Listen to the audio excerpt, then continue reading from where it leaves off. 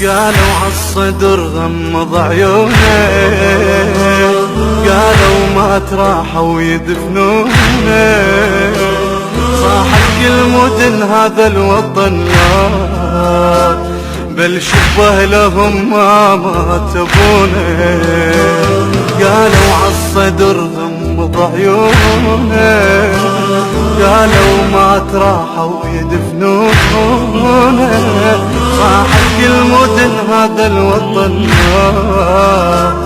بل شبه لهم ما تبونه. من قال الصدر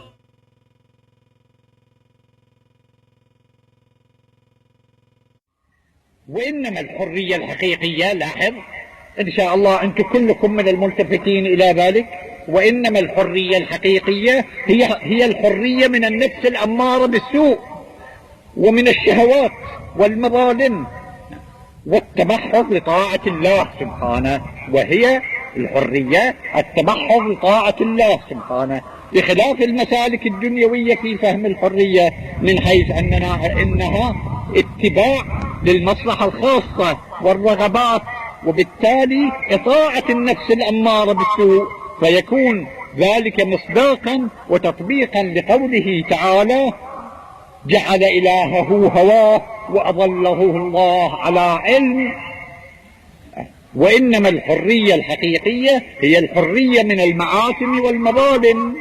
وفي الرواية أن الإمام الكاظم موسى بن جعفر سلام الله عليه كان يمر ببعض الطرقات إذ خرجت جارية من أحد المنازل، وكان منزلا فخما بهيا لتلقي القمامة في الطريق في الليل، كأنما في هذه القمامة ما يدل على أنها مخلفات خمر ومجون والعياذ بالله. فسألها الإمام عليه السلام: من صاحب هذا البيت؟ قالت: مولاي بشر، مولاي بشر، وهو الذي سمي ببشر الحافي بعد ذلك.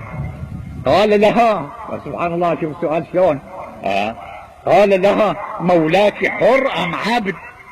ماذا ينبغي أن يكون؟ مولاك حر أم عبد؟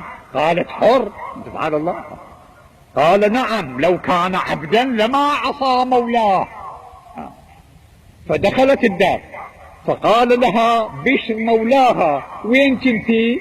أبطأت في الطريق، فلماذا؟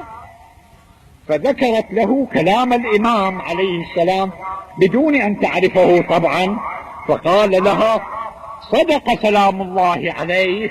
ثم خرج إلى الطريق يركض ليلحق بالإمام، ثم إنه تصدق بكل ماله وأصبح من الزاهدين، ولقب بشر الحافي لأنه كان يسير بدون نعلين.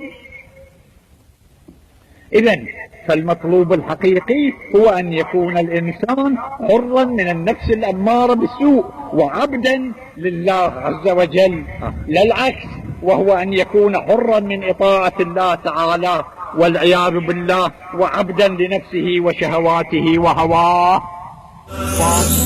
قالوا عالصدر غمض عيونه، قالوا ما تراحوا يدفنونه، صاحت كل مدن هذا الوطن لا بل شبه لهم ما تبونه.